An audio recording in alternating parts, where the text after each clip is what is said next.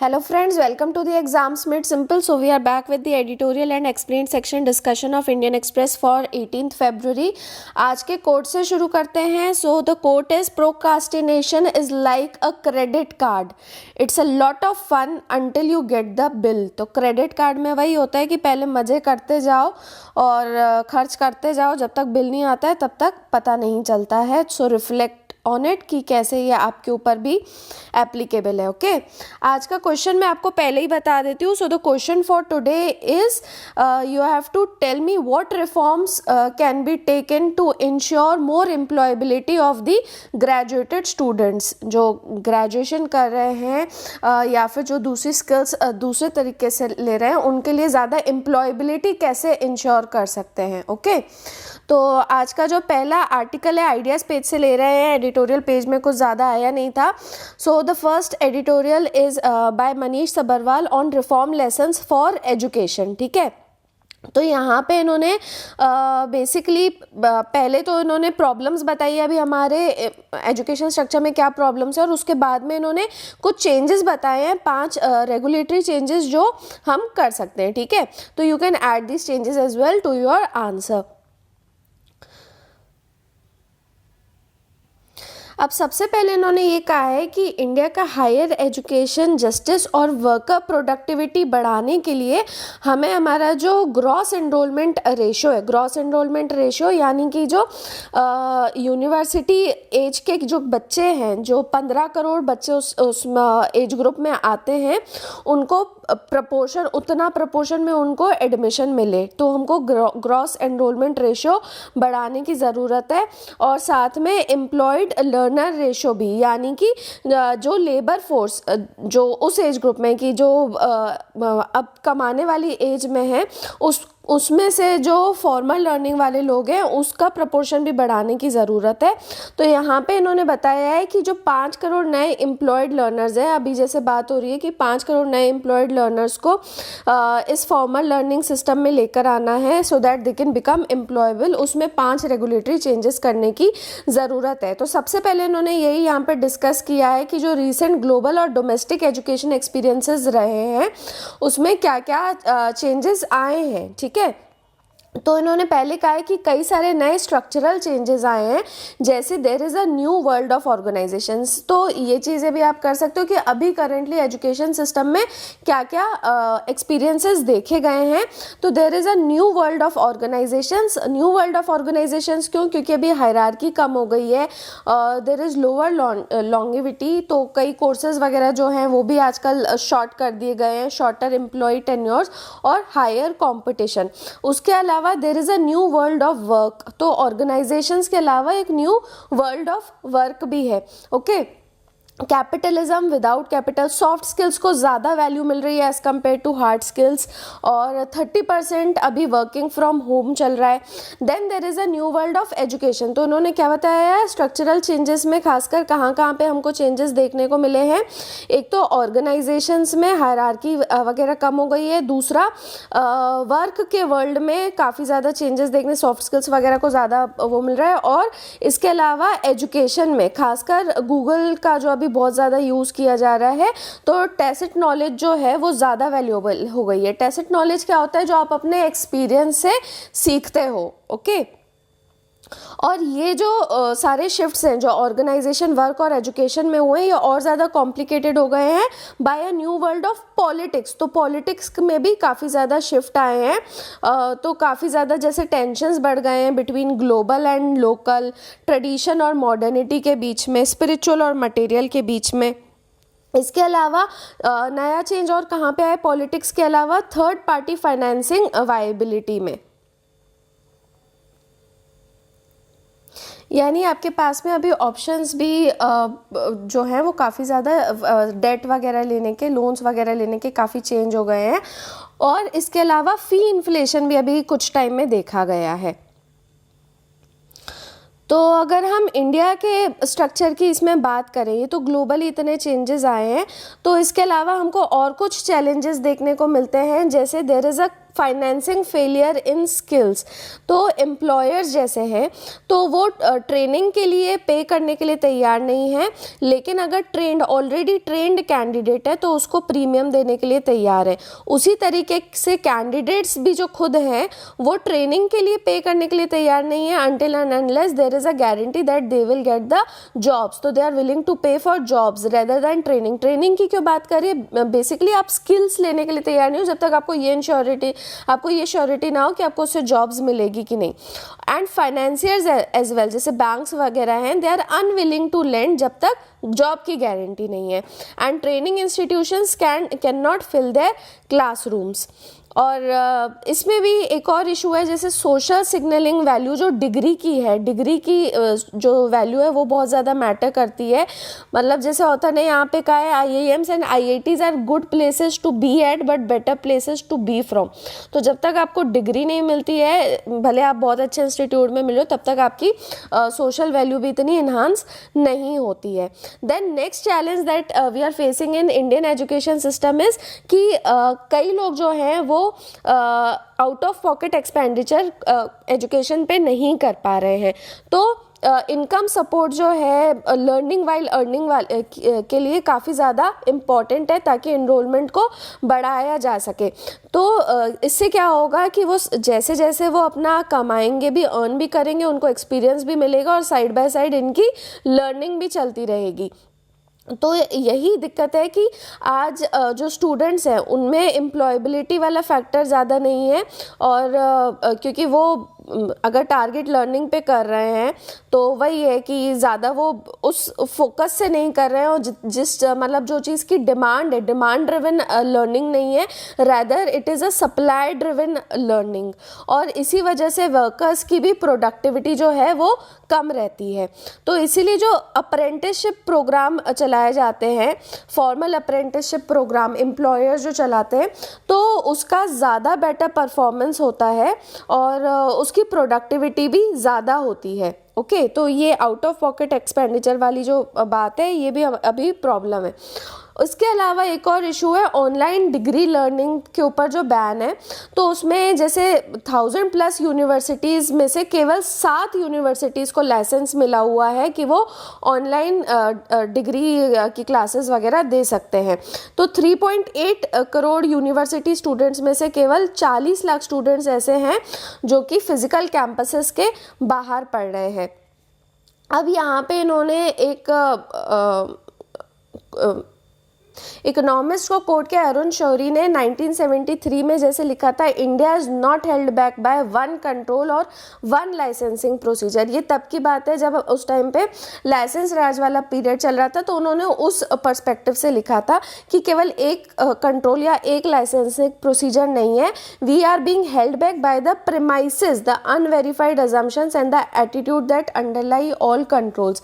यानी कि पूरा का पूरा जो प्रीमाइसेस है उसने हमें पूरा कंट्रोल कर रखा है।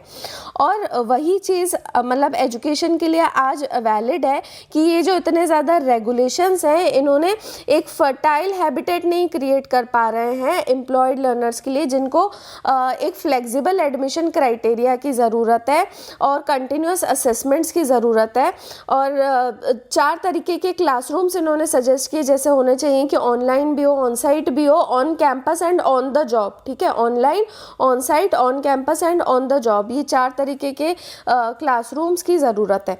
तो अब इन्होंने 5 रेगुलेटरी चेंजेस बताए हैं कि क्या क्या चेंजेस हम कर सकते हैं। तो सबसे पहले इन्होंने बताया कि जो UGC एक्ट 1956 है, उसमें आपको चेंज करना चाहिए, जहाँ पे मतलब पार्ट 3 में ये कहा गया है कि मिनिमम स्टैंडर्ड्स क्या होने चाहिए for grant of the first degree. तो इसमें आपको स्किल यूनिवर्सिटीज़ की कैटेगरी को भी ऐड करना चाहिए ताकि और ज़्यादा मतलब एम्प्लॉयबल ग्रेजुएट्स के ऊपर फोकस किया जा सके। ठीक है, तो मिनिमम स्टैंडर्ड्स जो आपको डिग्री के लिए चाहिए होते हैं उसमें स्किल यूनिवर्सिटीज़ को भी इंक्लूड करो। दूसरा इन्होंने कहा है कि जो कुछ क्लॉजेस 3A 3B है इन UGC ODL क्या होता है, ओपन एंड डिस्टेंस लर्निंग, और ऑनलाइन रेगुलेशंस 2020 में इसमें लाइसेंसिंग को रिस्ट्रिक्ट किया गया है। वही आपको आपको बताया ना कि ऑनलाइन कोर्सेज ज़्यादा यूनिवर्सिटीज़ को नहीं दिए गए हैं और उसमें एक डिस्क्रिशनरी अप्रूवल प्रोसेस है, तो ऑथर ने कहा है कि आपको इस क्लॉज को भी हटाना चाहिए और there must be an automatic approval. जो भी अक्रेडिटेड यूनिवर्सिटीज़ हैं, अगर वो अपने ऑनलाइन प्रोग्राम्स डिज़ाइन करना चाहती है और डिलीवर करना चाहती हैं, तो ऑटोमेटिक अप्रूवल होना चाहिए। तीसरा इन्होंने कहा है कि ये जो यूजीसी ऑनलाइन रेगुलेशंस हैं 2020, इसमें इनोवेशन और फ्लेक्सिबिलिटी भी होनी चाहिए ऑनलाइन करिकुलम में, ताकि जो यूनिवर्सिटीज़ हैं वो इंडस्ट्रीज़ के साथ में भी काम कर सकें। वही जिस चीज़ की डिमांड है इंडस्ट्रीज़ को, उस तरीके से यूनिवर्सिटीज़ लर्निंग दे सकें, तो इसलिए भी आपको फ्लेक्सिबिलिटी और इनोवेशन अलाउ करना चाहिए इन दी ऑनलाइन रेगुलेशंस 2020। फोर्थ इन्होंने कहा है फिर से यूजीसी ऑनलाइन रेगुलेशंस 2020 को लेके कि जो यूनिवर्सिटीज़ हैं उनको परमिट करना चाहिए कि वो आपस में इकोसिस्टम वगैरह इस तरीके की बना सकें, आपस में पार्टनरशिप कर सकें, ताकि world class online learning services दी जा सकें। ठीक है, तो आपस में उनको पार्टनरशिप भी अलाउ होनी चाहिए। फिफ्थ इन्होंने कहा है कि इंट्रोड्यूस यूनिवर्सिटीज़ इन अप्रेंटिसेस एक्ट 1961। तो जो भी अक्रेडिटेड यूनिवर्सिटीज़ हैं उनको आप अलाउ करो कि जो भी अप्रेंटिसशिप प्रोग्राम्स होते हैं उसमें भी वो डिग्री वगैरह दे सकें। ओके, तो इससे क्या होगा, ये जो 5 चेंजेस इन्होंने बताए हैं, इससे बेसिकली यही होगा कि जो 5 करोड़ इंक्रीमेंटल एम्प्लॉयड लर्नर्स हम चाह रहे हैं उनको इनरोल करना आसान होगा। तो वो उन्होंने बताया कि जैसे अगर आप डिग्री अप्रेंटिसेस देते हो वाया अप्रेंटिसशिप एक्ट, तो उसमें 1.5 करोड़ आप एम्प्लॉयर पेड अप्रेंटिसेस दे सकते हो, तो 1.5 करोड़ आपके वहाँ पे बढ़ गए। फिर 1 करोड़ जो है आप ऑनलाइन डिग्री प्रोग्राम्स में दो, वही जो एम्प्लॉयर पेड हो कि वर्किंग एरिया से भी इनका कोलैबोरेशन बना रहे। और 50 लाख जो है उनको आप ऑन साइट डिग्री प्रोग्राम्स दो, again employer paid, and 2 crore employee paid degrees pursuit part time online. तो खुद जो मतलब जॉब लेना चाहते हैं 2 करोड़ ऐसी डिग्रीज भी आप क्रिएट करो, विच मस्ट बी वही ऑनलाइन के थ्रू, ऑनलाइन डिस्टेंस लर्निंग के थ्रू। फाइन। तो अब यहाँ पे इन्होंने एक और कोट किया हाफ लायन से। हाफ लायन क्या थी, एक बायोग्राफी थी नरसिम्हा राव की जो लिखी गई थी विनय सीतापति द्वारा। उसमें एक कोट था, a rock pile ceases to be a rock pile the moment a single man contemplates it bearing within him the image of a cathedral. तो जैसे ही आपके इमेजिनेशन में, यहाँ पे इसके कहने का मतलब है कि एक पत्थर का ढेर, वहाँ पे पत्थर नहीं रहता है, जब जो वहाँ पे एक इंसान अगर उस तक पहुँचा है दिमाग में कैथीड्रल की इमेज लेके, ठीक है, तो पहले से अगर उसके दिमाग में इमेज आ गई है तो वो वहीं पे ही पत्थर होना बंद हो चुका है, यानी कि it is no more a rock. Okay, तो अभी जो हमारा 15 साल का पूर्ण स्वराज का भी एम्बिशन है इंडिया का, इंडियन यूनिवर्सिटीज़ के लिए under national education policy of 2020, इसमें एक्सेलरेशन की ज़रूरत है क्योंकि ज़्यादातर जो एम्प्लॉयड यूनिवर्सिटी लर्नर्स इनरोल जब होंगे वो एक तरीके से स्वॉर्ड और शील्ड का काम करेंगे। स्वॉर्ड का काम क्यों करेंगे? क्योंकि इससे लर्निंग बढ़ेगी और जो 5 करोड़ वर्कर्स हैं उनका और ज़्यादा एडवांसमेंट होगा उनकी स्किल्स का। और शील्ड क्यों है? क्योंकि इससे प्रोडक्टिविटी भी बढ़ेगी of more than 20 crore Indian workers जो कि अभी एम्प्लॉयड पॉवर्टी में है। ठीक है, तो ज़्यादा लोगों को आप एक्चुअली में इस एम्बिट में लेकर आ पाओगे। Fine. Now next article is bridging the inequality gap. तो यहाँ पे अभी इन्होंने बात की है कि लेबर कोड्स का फिर से बजट स्पीच में जिक्र किया गया है कि उनको इम्प्लीमेंट किया जाएगा 4 लेबर कोड्स को, और साथ में 15,700 करोड़ भी दिए जाएंगे फॉर MSMEs। तो पहली बात तो यहाँ पे ऑथर्स ने अनाउंसमेंट की काफ़ी तारीफ़ करी है और ये कहा है कि अगर ये जॉब और सोशल सिक्योरिटी दे पाते हैं टू इनफॉर्मल वर्कर्स तो खासकर काफ़ी ज़्यादा अच्छे इनिशिएटिव्स हैं ये। और इंडिया में करीब, ये आप कुछ फैक्ट्स चाहें तो नोट भी कर सकते हैं कि 450 मिलियन इनफॉर्मल वर्कर्स हैं। ये मैं आपको बोलती हूँ कि कुछ फैक्ट्स जो हैं काफ़ी इंपॉर्टेंट रहते हैं, आपको इनको नोट करना चाहिए, जब आंसर लिखते हो तो काफ़ी काम आते हैं।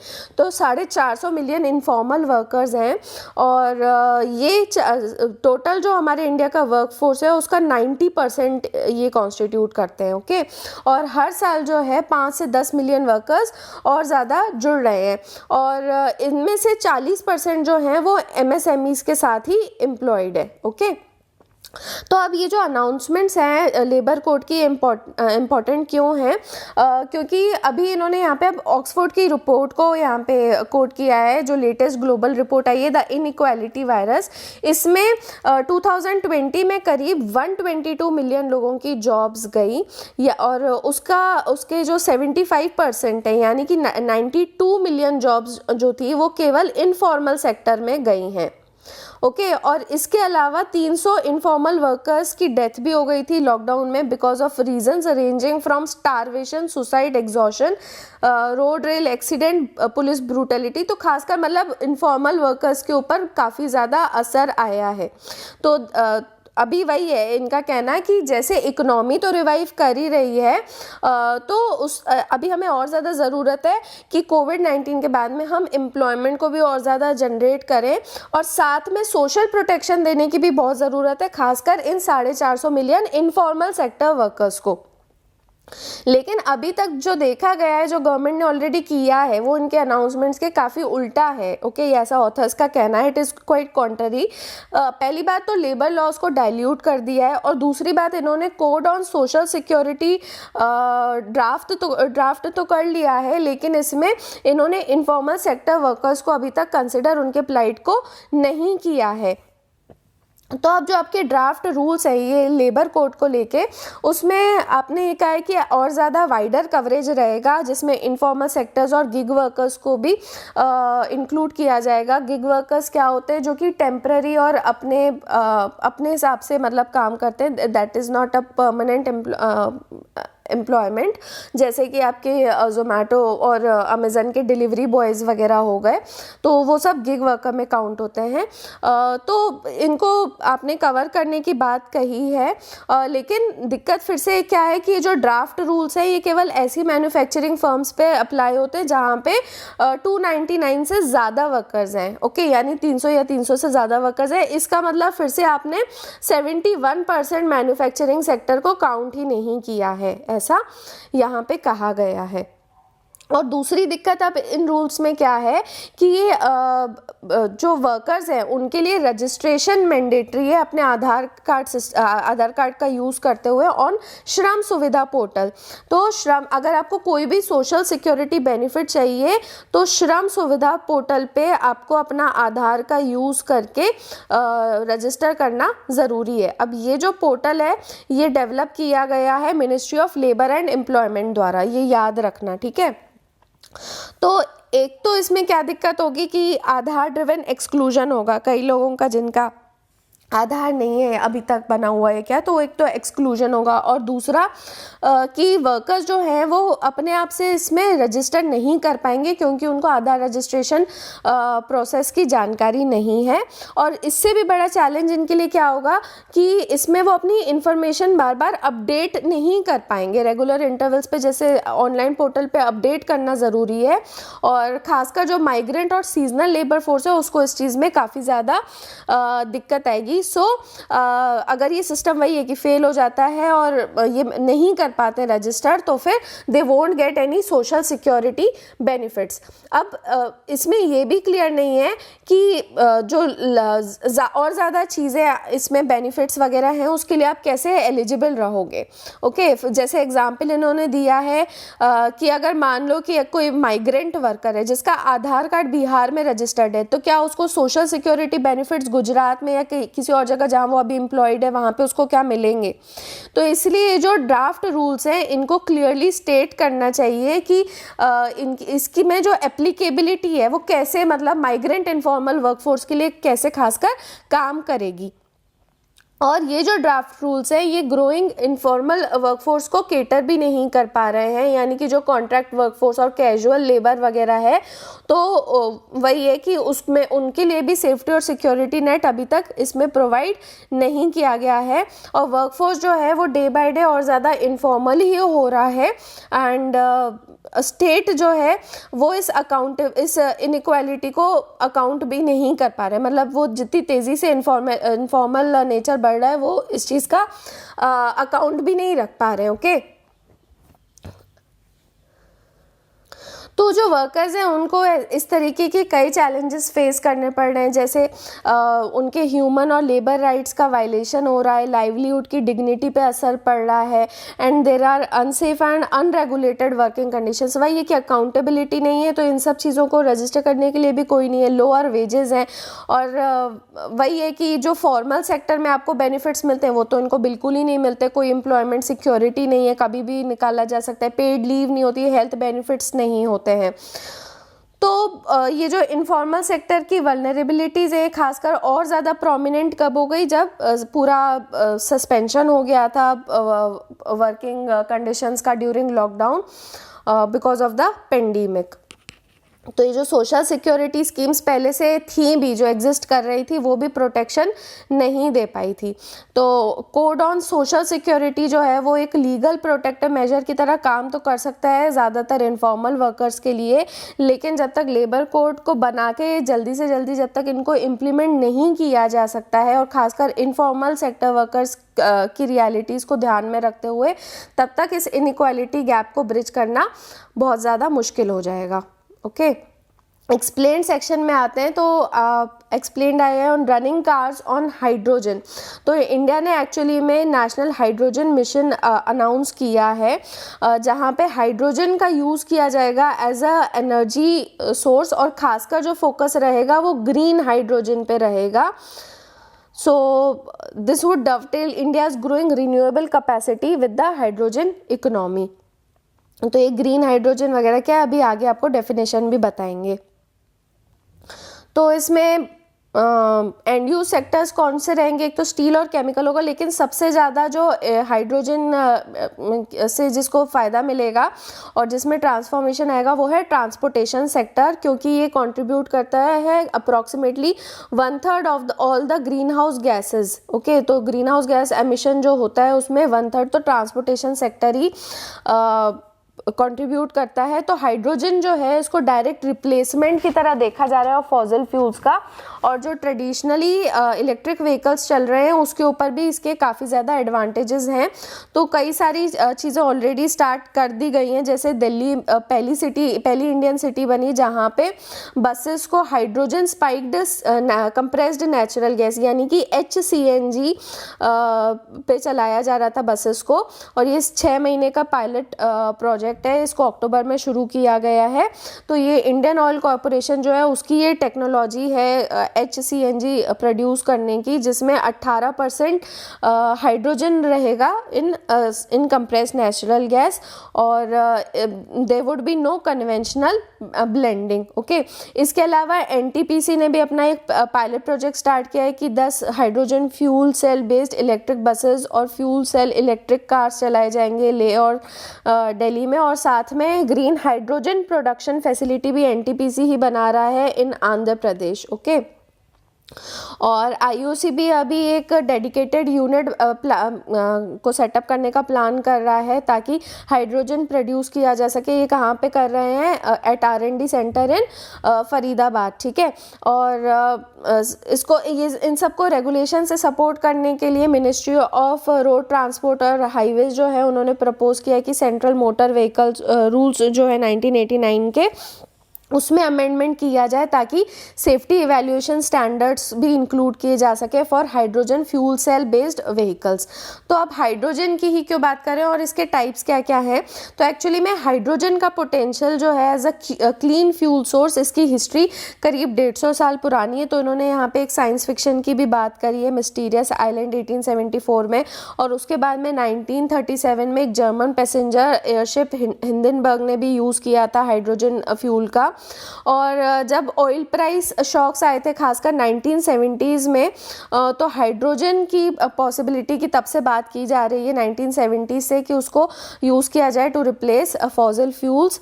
और खासकर 3 कार मेकर्स, जापान के होंडा और टोयोटा, और तीसरा साउथ कोरिया का ह्यूंडई, वो खासकर इसको कमर्शलाइज करने की कोशिश कर रहे हैं। तो जो ये सबसे ज़्यादा कॉमन एलिमेंट है नेचर का हाइड्रोजन, ये फ्रीली मिलता नहीं है, और हाइड्रोजन जो है वो केवल कंबाइंड फॉर्म में एग्जिस्ट करता है विद अदर एलिमेंट्स, और इसलिए इसको जो नेचुरली अकरिंग कंपाउंड्स है जैसे पानी हो गया यानी कि H2O होता है, तो इसमें से इसको एक्सट्रैक्ट करना होता है, ठीक है। तो हालांकि हाइड्रोजन क्लीन मॉलिक्यूल है, लेकिन इसको एक्सट्रैक्ट करना जो है वो बहुत ज़्यादा एनर्जी इंटेंसिव है। अब यहाँ पे आपको कुछ इसके पीछे की साइंस वगैरह बताई जाएगी, तो आपके लिए ये फिर से इम्पॉर्टेंट है because this is a new technology, और साइंस टेक आपके लिए मतलब कई बार यूपीएससी डायरेक्ट इस तरीके के क्वेश्चंस भी पूछ लेता है, ओके। तो जो जिस तरीके से एक्सट्रैक्ट किया जाता है हाइड्रोजन को, उसी के बेसिस पे हाइड्रोजन के टाइप्स कैटेगराइज किए गए हैं कलर टैब्स में। तो जो फॉसिल फ्यूल से, याद रखना, फॉसिल फ्यूल से जो एक्सट्रैक्ट किया जाता है हाइड्रोजन, उसको ग्रे हाइड्रोजन कहते हैं, ओके। और ज़्यादातर जो हाइड्रोजन अभी प्रोड्यूस किया जा रहा है, bulk of it is from fossil fuels only. और ऐसे फॉसिल फ्यूल्स जो कि कार्बन कैप्चर और स्टोरेज ऑप्शंस में है, उसमें से अगर आप एक्सट्रैक्ट कर रहे हो कार्बन कैप्चर में से, तो उसको ब्लू हाइड्रोजन कहते हैं। जैसे आपको पता है ब्लू मतलब कार्बन कैप्चर वगैरह कहाँ पे, ओशियंस वगैरह में होता है, ठीक है। And hydrogen generated entirely from renewable power source, अगर आप उसको पूरी तरीके से रिन्यूएबल पावर सोर्स का यूज़ करके एक्सट्रैक्ट कर रहे हो तो उसको ग्रीन हाइड्रोजन कहते हैं, ठीक है। तो यहाँ पे अभी हम बात ग्रीन हाइड्रोजन की कर रहे हैं। और इस प्रोसेस में क्या होता है कि जो इलेक्ट्रिसिटी जनरेट की जाती है रिन्यूएबल एनर्जी से, उसका यूज़ करते हैं हाइड्रोजन और ऑक्सीजन को स्प्लिट करने में फ्रॉम वाटर। तो ग्रीन हाइड्रोजन का ही हमारे इसमें मिशन में क्यों बात की गई है, क्योंकि इसके कई सारे एडवांटेजेस हैं। पहला तो ये कि ये क्लीन बर्निंग मॉलिक्यूल है, और कई सारे जो सेक्टर्स हैं जैसे आयरन, स्टील, केमिकल, ट्रांसपोर्टेशन, उसको पूरी तरीके से डीकार्बनाइज कर सकता है, ओके। फॉसिल फ्यूल रहना है और ये पानी को स्प्लिट करने की बात हो रही है, तो इसको डीकार्बनाइज किया जा सकता है। दूसरा, वैसे दिक्कत क्या होती है कि रिन्यूएबल एनर्जी जो है उसको आप स्टोर नहीं कर सकते हो, ये याद रखना, रिन्यूएबल एनर्जी को आप स्टोर नहीं कर सकते हो, और इसको आप ग्रिड पे भी यूज़ नहीं कर सकते हो। तो इसकी वजह से अगर आप हाइड्रोजन ग्रीन हाइड्रोजन का यूज़ करो तो आप उसको स्टोर कर सकते हो। तो ये जो हाइड्रोजन एनर्जी मिशन है जिसको 2021-22 में अभी लॉन्च किया जाएगा, उसमें इसी चीज़ पे एम किया जा रहा है। अभी करंटली क्या है कि इंडिया की जो इलेक्ट्रिसिटी ग्रिड है वो कोल बेस्ड है, और अभी कंटिन्यू भी करेगी, क्योंकि कोल को ही बर्न, जो हमारे यहाँ पे ऑलरेडी इलेक्ट्रिक व्हीकल्स चलते हैं, तो उसके लिए इलेक्ट्रिसिटी कहाँ से आती है, तो कोल को ही बर्न किया जाता है टू पावर दीज व्हीकल्स। तो लेकिन अभी दूसरी कई कंट्रीज ऐसी भी हैं जो इलेक्ट्रिक व्हीकल्स का यूज़ ज़्यादा कर रही हैं, और the electricity is generated from renewables. जैसे नॉर्वे में खासकर हाइड्रो इलेक्ट्रिक पावर से 99% इलेक्ट्रिसिटी ड्रॉ की जाती है। अब ये जो हाइड्रोजन फ्यूल सेल्स हैं ये कैसे काम करेंगे, तो खासकर आपको पता है साउथ कोरिया और जापान में इस चीज़ के ऊपर काम चल रहा है कि हाइड्रोजन फ्यूल सेल्स का यूज़ किया जाए। अब फ्यूल सेल क्या होता है, एक्चुअली में हाइड्रोजन जो है वो एनर्जी कैरियर है, इससे डायरेक्टली एनर्जी बनती नहीं है, it is a energy carrier. तो हाइड्रोजन फ्यूल के लिए क्या करना होता है कि इलेक्ट्रिसिटी को ट्रांसफॉर्म करना होता है एक डिवाइस का यूज़ करके, जिसको फ्यूल सेल स्टैक कहते हैं। इससे पहले कि उसको फिर आप पावर की तरह यूज़ कर सको फॉर कार और ट्रक। तो फ्यूल सेल क्या करता है, जो केमिकल एनर्जी होती है उसको कन्वर्ट करता है टू इलेक्ट्रिकल एनर्जी, और इसके लिए ये ऑक्सीडाइजिंग एजेंट्स का यूज़ करता है through an oxidation reduction reaction, ठीक है। तो ऑक्सीडेशन रिडक्शन रिएक्शन के थ्रू ऑक्सीडाइजिंग एजेंट्स का यूज़ करके फ्यूल सेल केमिकल एनर्जी को इलेक्ट्रिकल एनर्जी में कन्वर्ट करता है। अब फ्यूल सेल बेस्ड व्हीकल्स क्या करते हैं, ये बेसिकली कंबाइन करते हैं हाइड्रोजन और ऑक्सीजन को, ताकि इलेक्ट्रिसिटी प्रोड्यूस की जा सके to power the electric motor on board. तो वहीं का वहीं रिएक्शन होकर इलेक्ट्रिसिटी प्रोड्यूस की जा सके। तो क्योंकि अब ये जो फ्यूल सेल्स हैं इसमें इलेक्ट्रिसिटी का यूज़ किया जाता है व्हीकल्स को रन करने के लिए, इसलिए इसको भी फ्यूल सेल व्हीकल्स को भी इलेक्ट्रिक व्हीकल्स ही माना जा रहा है, ओके।